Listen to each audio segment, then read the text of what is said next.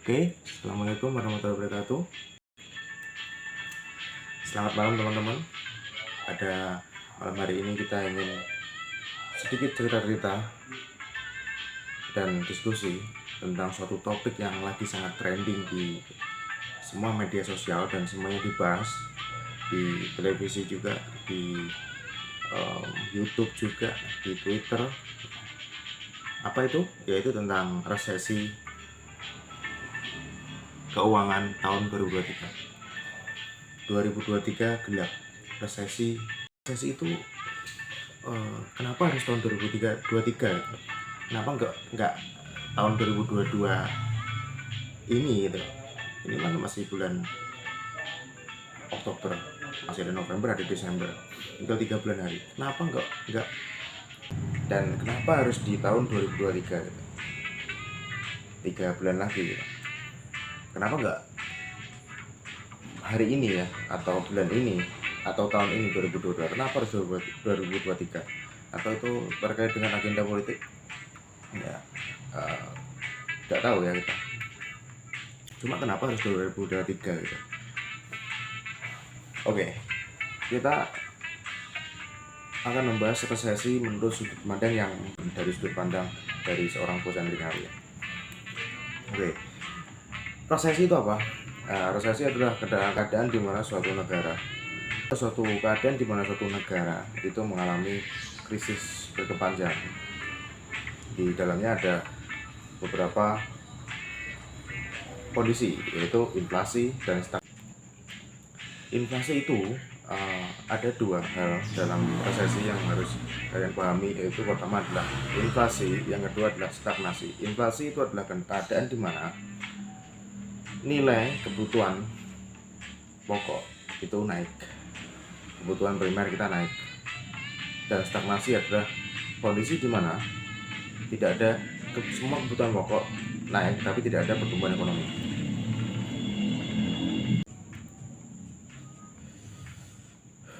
Resesi tahun 2023 dikatakan bahwa Inggris mengalami resesi yang sangat parah tahun 2003 dan diikuti oleh negara-negara lain yang juga menurut media entah itu benar atau salah ya, cuma banyak sekali negara yang terdampak resesi. Dan sebenarnya dari tahun lalu 2020, 2021 pun juga sudah banyak negara yang terdampak resesi ya. Salah satunya ya salah. Beberapa negara yang terdampak resesi menurut media salah satunya adalah Inggris, negara yang besar tapi mengalami krisis pangan juga sama krisis ekonomi yang berkepanjang. Yang lain negara yang terdampak resesi juga adalah Argentina. Argentina mengalami pertumbuhan ekonomi yang menurun. Misalnya lainnya adalah Lebanon juga. Lebanon ada Lebanon, ada Syria, ada Argentina, dan ada Sri Lanka. Yang terakhir Sri Lanka. Banyak sekali negara-negara yang terdampak resesi, salah satunya juga Sri Lanka. Sri Lanka, faktor pemicu resesinya adalah COVID-19, pandemi corona tahun 2020 memaksa turis tidak bisa datang lagi ke Sri Lanka ya. Akhirnya menyebabkan mereka tidak punya pemasukan pendapatan dan punya banyak utang ke asing. Resesi banyak sekali perusahaan yang bisa dibilang gulung tikar gara-gara tidak bisa menjual barangnya ya, barangnya tidak laku, tidak ada pembelinya, daya beli menurun gitu. Terus perusahaan juga melakukan efisiensi terkait beban perusahaan, yaitu pengurangan pegawai atau PHK massal yang akan ada tahun 2023, atau mungkin juga tahun ini juga mulai banyak, terutama untuk perusahaan-perusahaan trading yang barang dagingnya dari luar ya. Barang produknya itu biasanya diimpor ya, dari negara-negara yang juga terdampak resesi itu. Sektor-sektor yang terdampak resesi, pertama sektor terdampak resesi adalah sektor energi. Terdampak banget untuk sektor energi, yaitu pada gas alam sama minyak bumi. Gas alam juga, kita juga banyak impor juga dari Rusia. Terus untuk kebutuhan pupuk ya, pupuk sebagian besar untuk produksi pupuk, untuk bahan bakunya seperti sulfur, nitrat, kalium, kalsium, fosfat, kita banyakkan juga dari Rusia. Untuk kebutuhan pokok sendiri, untuk produsen gandum, semua kebutuhan pokok yang bahan dasarnya gandum seperti terigu ya, konsentrat, polar, ini juga naik juga.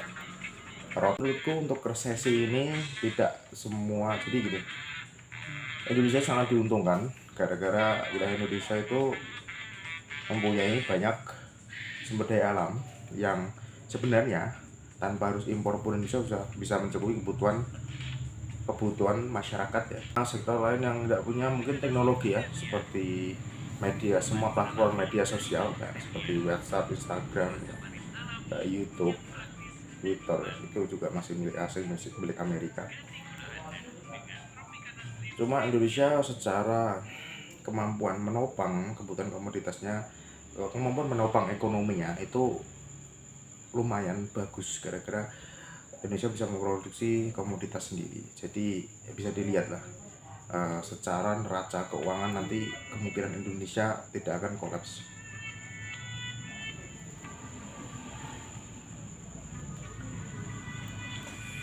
Dampak dari resesi ini sangat signifikan, khususnya untuk negara-negara yang banyak impornya daripada ekspor.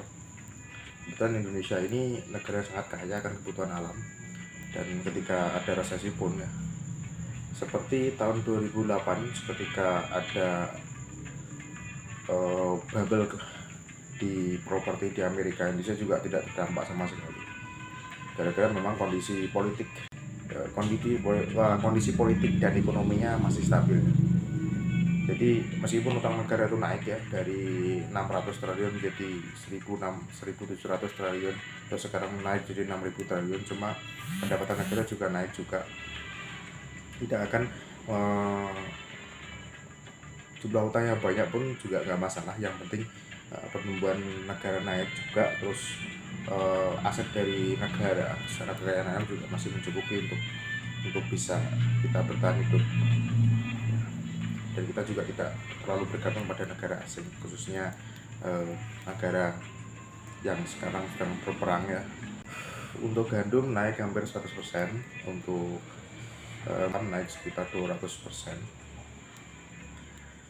Untuk sektor kayak beras kita juga naik juga hampir 15%, kedelai juga 20%. Oke, kedelai ini kita juga banyak impor ya dari Amerika, sebagian dari Australia juga, dan sebagian juga banyak dari Rusia. Untuk sektor-sektor yang sekiranya kita tidak impor, itu beras kita tidak impor, terus minyak sawit kita juga punya sendiri, bahkan Indonesia salah satu produsen minyak sawit terbesar di dunia juga. Setelah itu Malaysia. Minyak lumayan melimpah dan nilainya stabil, ada kenaikan pun nggak drastis kayak kemarin pas kondisi kelangkaan minyak ya, Februari 2021 kemarin.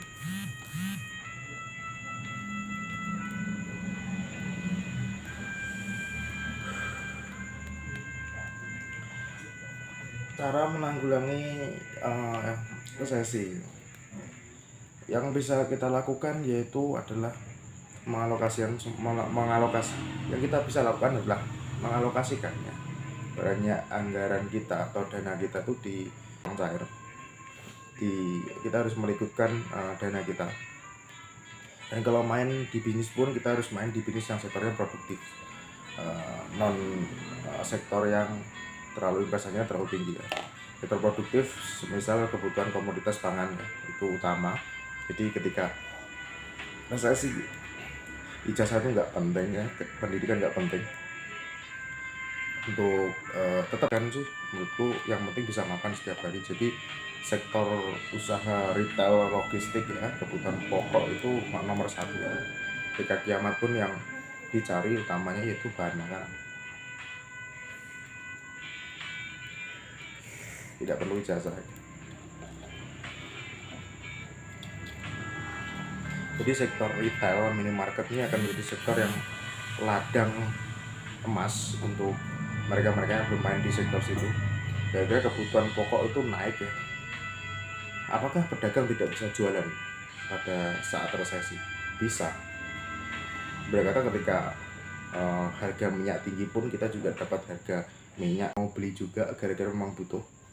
Misal harga, kalau sekarang kan harganya 14.000 tembus 15.000, kalau misal ada kelangkaan kita sampai tembus 30.000 pun itu juga membeli pun juga mau beli, gara-gara nggak mungkin tuh goreng nggak pakai minyak itu ya. Bagaimana itu goreng nggak pakai minyak itu bisa gosong ya. Jadi menurutku ya beras pun ya seperti itu. Ketika beras sekarang kan naik ya dari kemarin 9.500 menjadi 10.000 untuk beras standar. Terus kalau misal pun naik menjadi 30.000 per kilo pun, ketika orang itu masih butuh konsumsi beras, kemungkinan juga masih beli. Jadi ya untuk pedagang retail masih bisa berdagang gitu ya, sampainya masih ada, kecuali ladang itu dibombardir ya, dibom atom itu ya nggak bisa, ini ya nggak ada produksi lagi.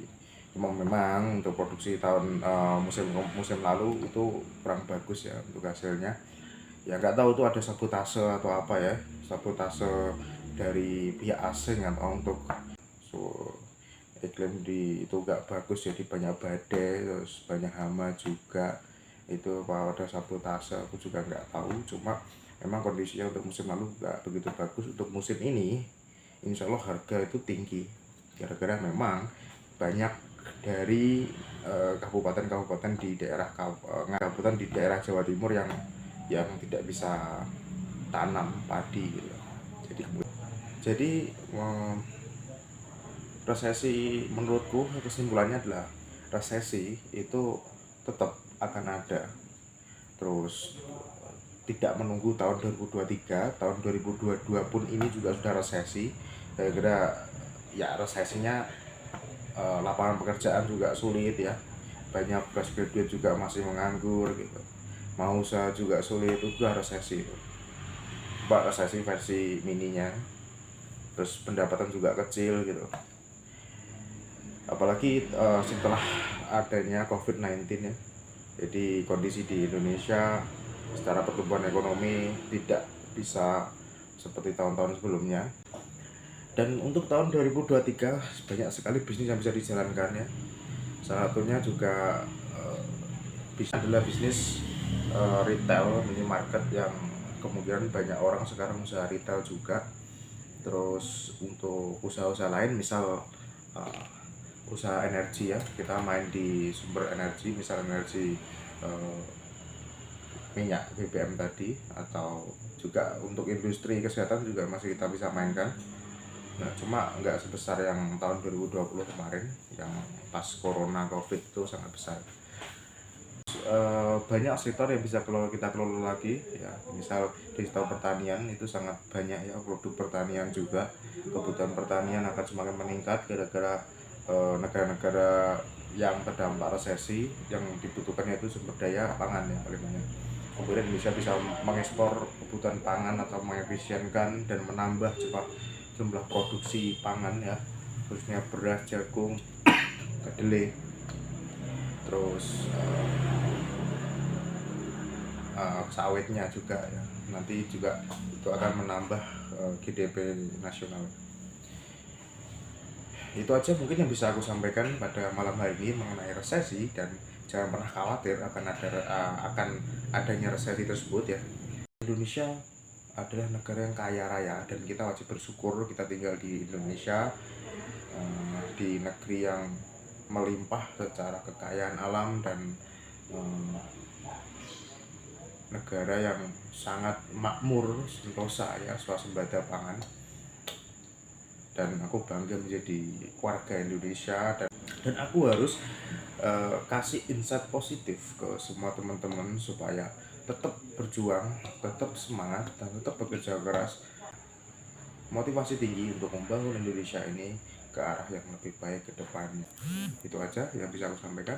Cukup sekian dan terima kasih. Untuk saran-saran, kritik, komentar bisa, dan jangan lupa like and subscribe untuk channel ini supaya channel ini bisa lebih berkembang. Channel Bos Hendrik Ngawi ya. Dan setiap hari aku akan upload konten-konten yang mengedukasi dan kritis lagi terhadap perkembangan ekonomi dan finansial ke depan.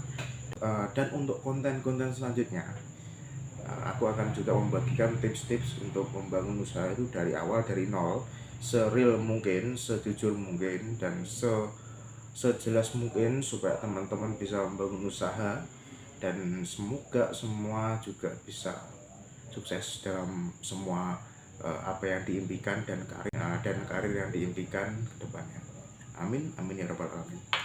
Oke, cukup sekian dan terima kasih. Salam sukses, jos.